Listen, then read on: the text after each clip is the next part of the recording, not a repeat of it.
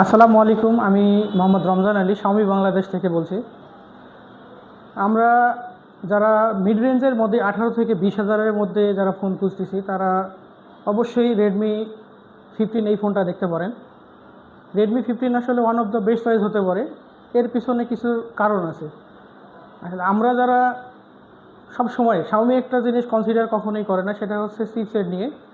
বাংলাদেশে শাওমি জন্ম থেকে এখন পর্যন্ত চিপসেটটা কিন্তু শাওমি সব থেকে বেস্ট কোয়ালিটির চিপসেট দিয়ে থাকে। আমরা হয়তো বা জানি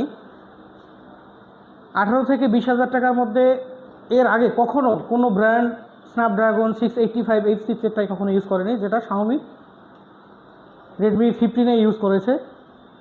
পাশাপাশি 7,000 মিলিঅ্যাম্পিয়ারের ব্যাটারি উইথ ইভি টেকনোলজির সিলিকন ফাইবার ব্যাটারি ইউজ করা হয়েছে, যেটাতে আপনার 1% চার্জে আপনি 64 মিনিট কথা বলতে পারবেন এবং রিভার্স চার্জিং হিসাবে 18 ওয়াটের ফাস্ট চার্জিং ইউজ করতে পারবেন।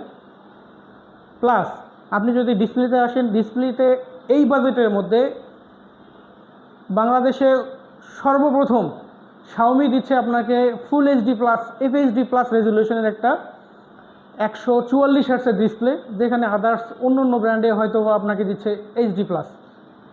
সো আমি মনে করি আপনি মার্কেটে যদি মিড রেঞ্জের মধ্যে ফোন দেখতে চান, অবশ্যই শাওমি এই ফোনটা দেখতে পারেন।